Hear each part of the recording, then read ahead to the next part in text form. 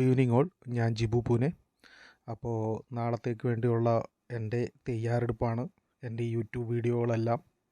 അപ്പോൾ നാളത്തെ എൻ്റെ തയ്യാറെടുപ്പിൽ ആദ്യം തന്നെ ഞാൻ ഗിഫ്റ്റ് നിഫ്റ്റി ഒന്ന് നോക്കിയേക്കട്ടെ, എന്താണ് ഈവനിങ്ങിലുള്ള പരിപാടികളൊക്കെ എന്നൊന്ന് അറിയാൻ വേണ്ടിയാണ്. അപ്പോൾ ഒരു ബെയറിഷാണ് ഗിഫ്റ്റ് നിഫ്റ്റി. പിന്നെ നമ്മളുടെ US മാർക്കറ്റ് ഫ്ലാറ്റിഷ് എന്ന് തന്നെ പറയാം. അപ്പോൾ അതൊക്കെ അവിടെ നിൽക്കട്ടെ. നമുക്ക് ആദ്യം പോയിട്ട് ഒരു ചാർട്ട് ആദ്യം നോക്കാവുന്നത്.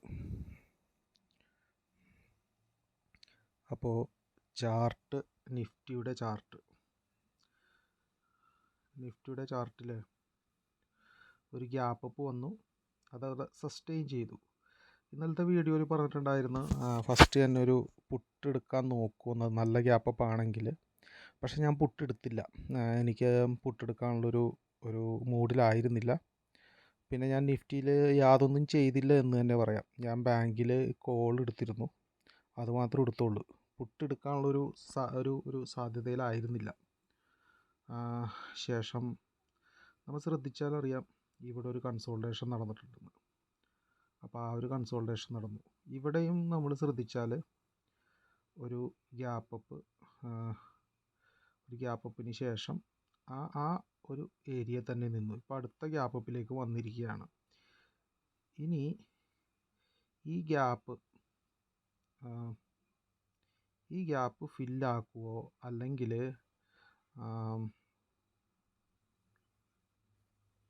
ഈ നേരത്തെ പോലെ തന്നെ, ഇപ്പോൾ നേരത്തെ കണ്ടോ ഈ ഗ്യാപ്പ് ഫില്ലാക്കിയിട്ടില്ല. ഓക്കെ, അപ്പോൾ അതുപോലെ തന്നെ ഈ ഗ്യാപ്പ് ഫില്ലാക്കില്ല എന്ന് തന്നെ നമുക്ക് വെക്കുന്നതായിരിക്കും നല്ലത്. ഈ ഗ്യാപ്പ് ഫില്ലാക്കില്ല. അപ്പോൾ പക്ഷേ ഈ ഗ്യാപ്പ് ഫില്ലാക്കുകയാണെങ്കിൽ, അതായത് ഈ ഏരിയയിൽ ഫില്ലാക്കുകയാണെങ്കിൽ നമുക്ക് അടിയിലേക്ക് നോക്കുന്നതായിരിക്കും നല്ലത്. പക്ഷെ നമ്മൾ വിചാരിക്കുന്ന ഈ ഗ്യാപ്പ് ഫില്ലാക്കില്ല എന്നുള്ളൊരിതിൽ, എപ്പോഴാണോ ഗ്യാപ്പ് ഫില്ലാക്കുന്നത് അപ്പോൾ മാത്രമേ നമ്മൾക്ക് അടിയിലേക്ക് ആലോചിച്ചാൽ മതി. അത്രയും നേരം നമ്മൾ ഒരു കൺസോൾട്ടേറ്റഡ് ഡേറ്റയാണ് കൂടുതൽ നല്ലത്. അതായത്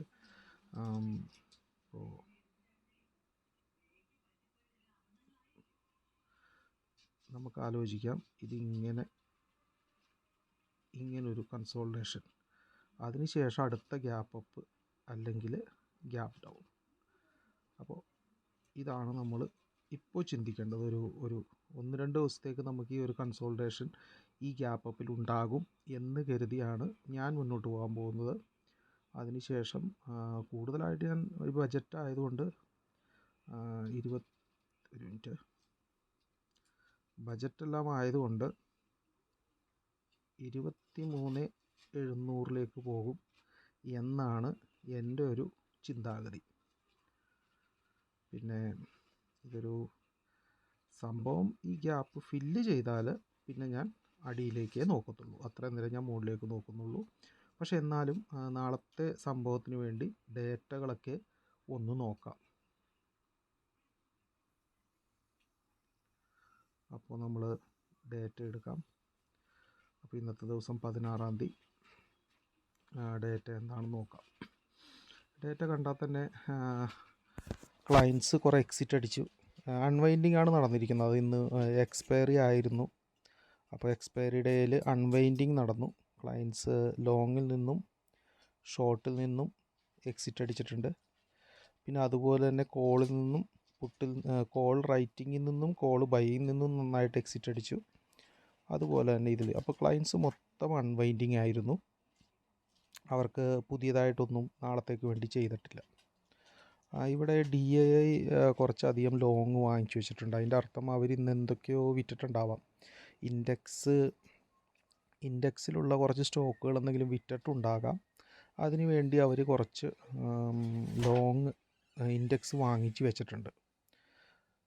ഇനി FII കുറച്ചും കൂടി ഷോർട്ട് ആഡ് ചെയ്തു. അവർ അൺവൈൻഡ് ചെയ്തിട്ടില്ല. അപ്പോൾ അവരുടെ ഷോർട്ട് കവറിങ് ഉണ്ടാവുമെന്ന് നോക്കിക്കഴിഞ്ഞിട്ടുണ്ടെങ്കിൽ ഇവിടെ അൺവൈൻഡിങ് ആണ് കാണുന്നത്. അപ്പോൾ ഷോർട്ട് കവറിങ്ങിന് വേണ്ടിയുള്ളൊരു തയ്യാറെടുപ്പ് അവർ നാളത്തേക്കില്ല. അപ്പോൾ ഞാൻ നാളെ ഷോർട്ട് കവറിങ് പ്രതീക്ഷിക്കുന്നില്ല. അതുപോലെ തന്നെ FII പുട്ടിലും കോളിലും വേറെ എൻട്രി ഇല്ല. അപ്പോൾ ഇത്രയും വലിയൊരു ഷോർട്ട് എൻട്രിക്ക് ഷോർട്ട് കവറിങ്ങിനായിട്ടൊന്നും കാണുന്നില്ല നാളെ. അപ്പോൾ ഒരു സൈഡ് വേസ് മൂവ്മെൻറ്റ് ആണ് പ്രതീക്ഷിക്കേണ്ടത്. ഇനി പ്രോ നോക്കിയിട്ടുണ്ടെങ്കിൽ പ്രോയും അൺവൈൻഡ് ആണ്. അപ്പോൾ ഡേറ്റകളിൽ പുതിയതായിട്ടൊരു അഡീഷൻ ഇല്ല. അപ്പോൾ നാളത്തെ ഡേറ്റ ആയിരിക്കും ഇവരുടെ തിങ്കളാഴ്ച തൊട്ട് ഈ സീരീസിലുള്ള മൂവ്മെൻറ്റ് നാളത്തെ ഡേറ്റ വെച്ചിട്ടായിരിക്കുള്ളൂ പൊതുവേ മാർക്കറ്റിനെ. അപ്പോൾ ഈ ഡേറ്റകളെല്ലാം വെച്ചിട്ട് നമുക്ക് മാർക്കറ്റിനെ ഒരു വോളറ്റൈൽ മൂവ്മെൻറ്റ് മുകളിലേക്ക് അടിയിലേക്ക് അപ്പോൾ അങ്ങനെയാണ് ഞാൻ പ്രതീക്ഷിക്കുന്നത്.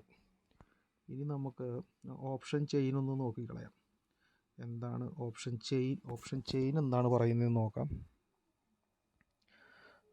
ഓപ്ഷൻ ചെയിൻ കണ്ടോ, ഫുൾ അൺവൈൻഡിങ് ആണ് ഈ കാണിക്കുന്നത്. അപ്പോൾ ഇത് നോക്കിയിട്ടും വലിയ കാര്യമില്ല. അപ്പോൾ നമ്മൾ അടുത്ത വീക്കിൽ നോക്കാം ഓപ്ഷൻ ചെയിൻ. അടുത്ത വീക്കിൽ ഓപ്ഷൻ ചെയിൻ സബ്മിറ്റ് ചെയ്യാം. നെക്സ്റ്റ് വീക്കിൽ കുറച്ച് അൺവൈൻഡിങ് ആണ്.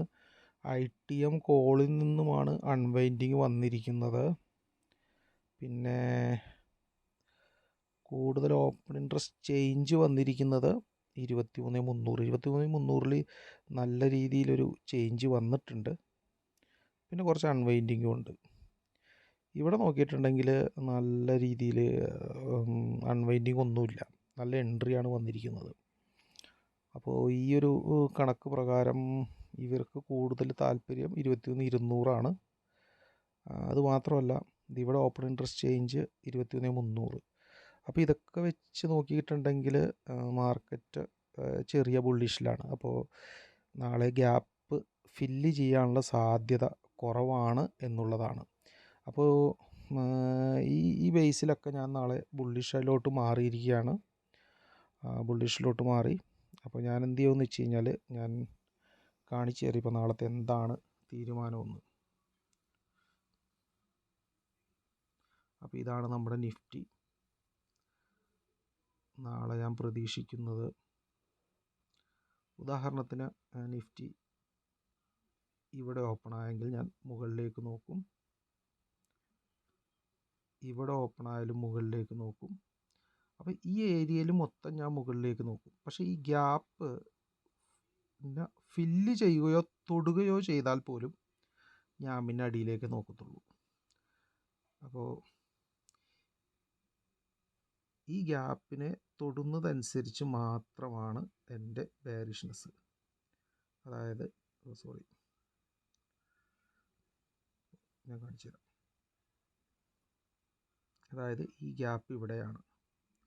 ഇവിടുന്ന് ഇത് വന്ന് ഇതിനെ ടച്ച് ചെയ്താൽ തന്നെ പിന്നെ ഞാൻ ഉദ്ദേശിക്കുന്നത് ഇവിടെ ആയിരിക്കും.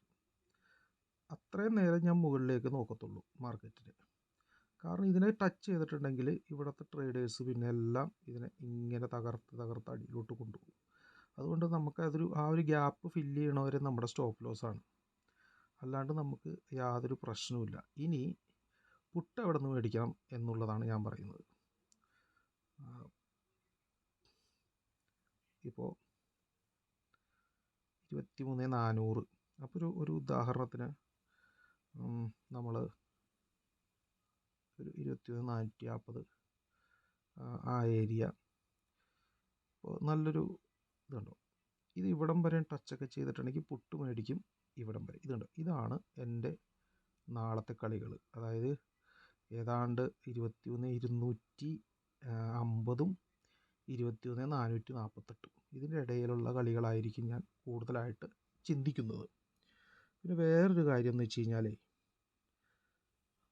ഇത് കണ്ട ഇപ്പം നമ്മൾ ശ്രദ്ധിച്ചാൽ അറിയാം, ഒരു ട്രെൻഡ് ലൈൻ ഇവിടെ രൂപീകരിക്കുന്നുണ്ട് എന്നുള്ളതാണ്. ഒരു ട്രെൻഡ് ലൈൻ ഇതുണ്ട ഇവിടെ നിന്ന്. അപ്പോൾ ഈ ഒരു ട്രെൻഡ് ലൈനും നമുക്ക് ചെറിയൊരു സ്റ്റോപ്പ് ലോസ് പോലെ ശ്രമിക്കാം. അപ്പോൾ ഈ ട്രെൻഡ് ലൈൻ വരുന്നുണ്ട്. അപ്പോൾ നമുക്കത് ശ്രദ്ധിക്കണം. ഈ ട്രെൻഡ് ലൈൻ എങ്ങനെയാണ്, ഈ ട്രെൻഡ് ലൈൻ ബ്രേക്കായിട്ട് അതിൻ്റെ അടിയിലൊക്കെ ആണെങ്കിൽ നമുക്ക് കുറച്ച് 1-2 ദിവസത്തേക്കൊക്കെ പുട്ട് പ്രതീക്ഷിക്കാമെന്ന് മാത്രമേ ഉള്ളൂ. എങ്കിലും ഞാൻ ഡേറ്റകളൊക്കെ നോക്കിയിട്ട് കൂടുതൽ ബുള്ളിഷാണ്.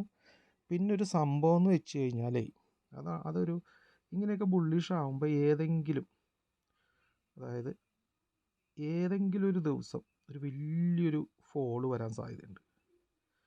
അതെന്താണെന്ന് വെച്ച് കഴിഞ്ഞാൽ, ഈ ഫോള് വരാൻ സാധ്യത എന്ന് വെച്ച് കഴിഞ്ഞാൽ, ഈ ബുള്ളിഷ് വരുമ്പോൾ എന്താണെന്ന് വെച്ച് കഴിഞ്ഞാൽ നമ്മൾ കുറേ ഓർഡറുകൾ എടുക്കും. അപ്പോൾ അവരെ ഒന്നും കൂടി പേടിപ്പിക്കാൻ വേണ്ടി ബജറ്റിന് മുമ്പ് ഒരു ഫോൾ ഉണ്ടാവും. അത് ഏത് ദിവസമാണെന്ന് നമുക്ക് പറയാൻ പറ്റില്ല. അപ്പോൾ അതും പ്രതീക്ഷിച്ചിരിക്കണം. സ്റ്റോപ്പ് ലോസൊക്കെ കറക്റ്റായിട്ട് വെക്കുക. ഒരു കാരണവത്താലും സ്കിപ്പ് ചെയ്യരുത്. ലോട്ട് സൈസ് കുറക്കുക, ബജറ്റ് വരെ അങ്ങനെയൊക്കെ ചെയ്ത് മുന്നോട്ട് പോവുക. എല്ലാവർക്കും ഗുഡ് നൈറ്റ്. അപ്പോൾ നമുക്ക് ഇനി നാളെ നോക്കാം സംഭവങ്ങൾ. പിന്നെ ഈ വീഡിയോകളെല്ലാം ഞാൻ ഇടുന്നത് എന്താണെന്ന് വെച്ച് കഴിഞ്ഞാൽ, എനിക്ക് നാളെ ഇതൊരു റെഫറൻസായിട്ട് ഞാൻ നോക്കിയാണ്, എനിക്ക് വേണ്ടിയാണ് ഞാൻ ഇടുന്നത്. അപ്പോൾ ഇത് എൻ്റെ പേപ്പർ ട്രേഡ് അങ്ങനെയുള്ള കാര്യങ്ങൾക്ക് വേണ്ടിയാണ്. അപ്പോൾ മറ്റുള്ളവർ വളരെ നിങ്ങളുടേതായ രീതിയിൽ തന്നെ ട്രേഡ് ചെയ്യണം. അല്ലാതെ ഇതൊരു നോക്കിയിട്ട് ഇതൊരു വലിയൊരു സംഭവമാണെന്ന് വിചാരിച്ച് ട്രേഡ് ചെയ്യരുത്. ഇതെൻ്റേതായ ചില ചിന്തകളും കാര്യങ്ങളും മാത്രമാണ് ഞാൻ പറയുന്നത്. അപ്പോൾ നാളെ ഇതനുസരിച്ച് മാർക്കറ്റ് പോകുകയോ പോകാതിരിക്കുകയോ ചെയ്താലും റിസ്ക് മാനേജ്മെൻറ്റും കറക്റ്റ് സ്റ്റോപ്പ് ലോസും കറക്റ്റ് കറക്റ്റ് ടാർഗറ്റ് ഇതൊക്കെ വെച്ച് മുന്നോട്ട് പോയി കഴിഞ്ഞിട്ടുണ്ടെങ്കിൽ വലിയ പരിക്കുകളില്ലാതെ സ്റ്റോക്ക് മാർക്കറ്റിൽ പിടിച്ചിരിക്കാൻ പറ്റും. Good night.